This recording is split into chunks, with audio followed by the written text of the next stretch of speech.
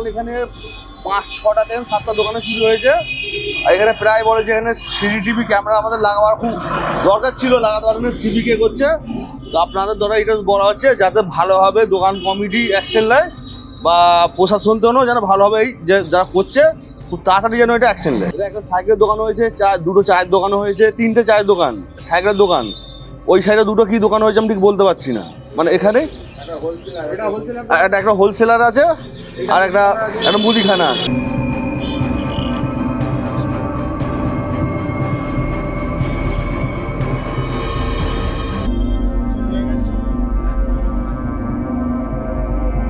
কাল রাতের বেলায় প্রায় 40,000 টাকা চোট করে গেছে। বিশেষ করে আমার সিগারেট, যে দামি দামি সিগারেট ছিল, সিগারেটগুলো নিয়ে গেছে। রড ফড, মোটা রড পড়েছিল, রড দিয়ে বেঁকিয়ে খুলে পিছনে জানলাও ভেঙেছে। আমার 40,000 টাকা সিগারেট আর আমার রজনী তুলসী বলছি সব সেই চায়ের দোকানে উঠেই থাকে।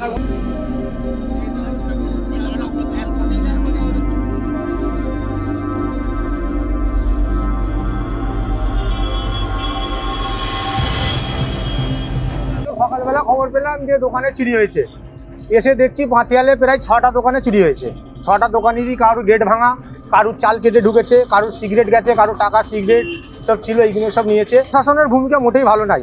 একদিনে যদি 6টা দোকানে চুরি হচ্ছে, নিশ্চয়ই তো প্রশাসনের গার্ড চলছিল, নজরে কি প্রশাসনের নজরে আসবে না?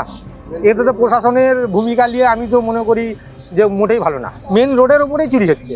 এই একবার না, এই দোকানে প্রায় নানা করে 4 থেকে 5 বার চুরি হলো। পুরোই হচ্ছে, দোকানদাররা তো মোটে বহুত আতঙ্কের মধ্যেই আছে।